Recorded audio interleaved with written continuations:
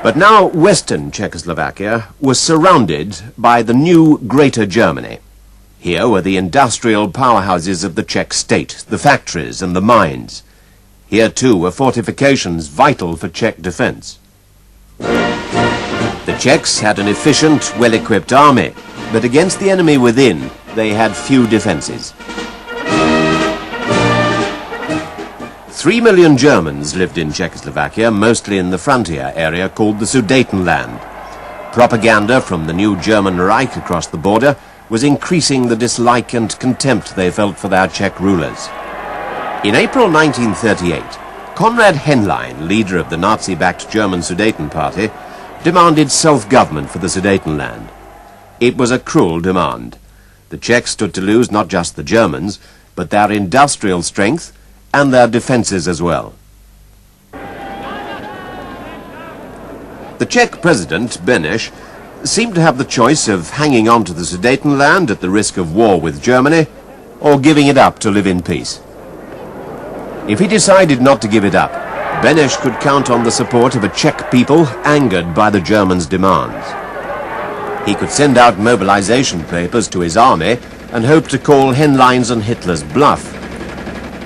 Beneš could also appeal for help to France, Czechoslovakia's ally since 1924. But that was a prospect which alarmed the French government, led by Edward Daladier. In April, Daladier flew to London to sound out the British reaction. But he was to be told by Chamberlain to expect no help from Britain in a war over the Sudetenland. The Maginot Line was in fact where France's policies stopped. An immensely strong system of fortifications the French had built along the German border. This was France's answer to any future threats from Germany in the west.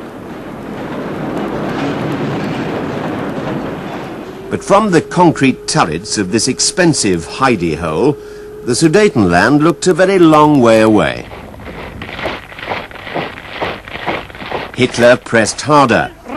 On Sunday, the 12th of September at Nuremberg, he demanded self-determination for the Sudeten Germans and threatened to send them military assistance. Taking encouragement from Hitler, the Sudeten Germans began to arm themselves. The situation threatened to embroil Europe in war, and Britain with it.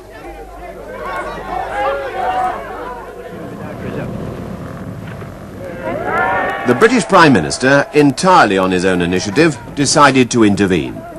He flew to meet Hitler, the German Führer, face to face in an attempt to save the peace.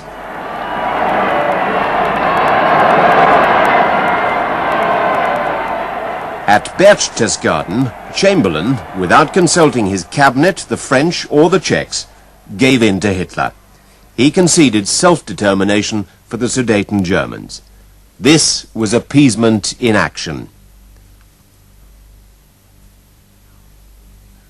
Now his peace plan had to be put to the French and the Czechs. On the 18th of September, Daladier came to Downing Street to discuss the terms. Eventually, he too accepted Hitler's demands. Now everything depended on the response of the Czechs.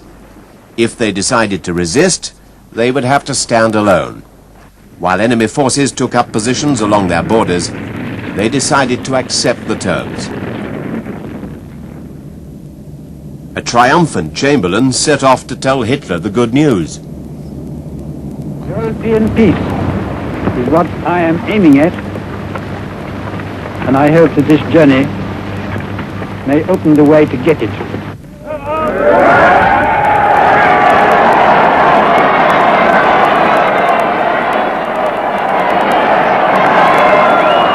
Chamberlain's second journey to see Hitler at Bad Godesberg was humiliating.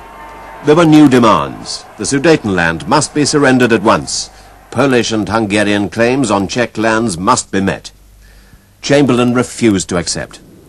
Suddenly war seemed very close. Flying back to London, Chamberlain looked down at the flimsy housing estates and pictured them laid waste by bombs.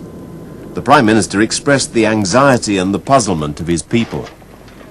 How horrible, fantastic, incredible it is that we should be digging trenches and trying on gas masks here, because of a quarrel in a faraway country between people of whom we know nothing.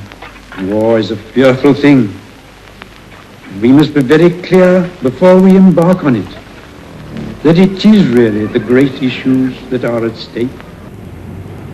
The Home Secretary made his appeal to the nation. I appeal for 1 million men and women to help us with our work. I've had a splendid response. We are going to get our 1 million, but I want all you to come in and give in your names to help us in this great job. Plans were made to move children out of the threatened capital.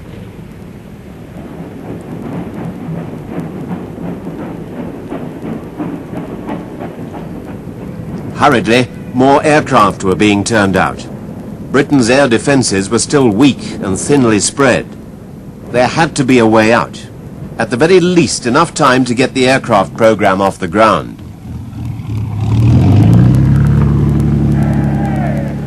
When Mussolini suggested a four-power conference, Chamberlain seized the chance.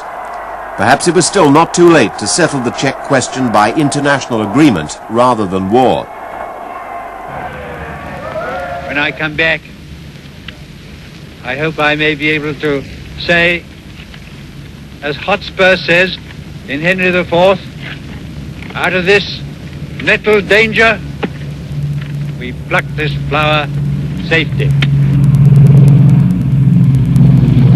In Munich, Italy, Germany, France and Britain came to an agreement to hand over the Sudetenland to Germany. The Czechs were not consulted. They were free to resist by themselves if they wanted to.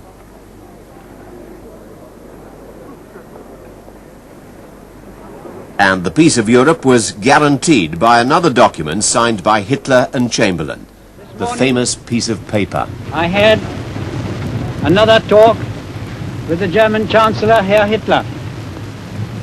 And here is the paper which bears his name upon it as well as mine.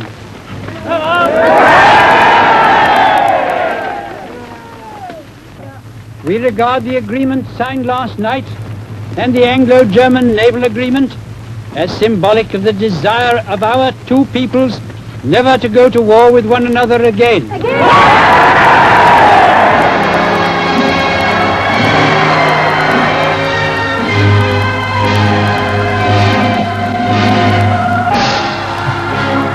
Posterity will thank God, as we do now, that in the time of desperate need our safety was guarded by such a man, Neville Chamberlain.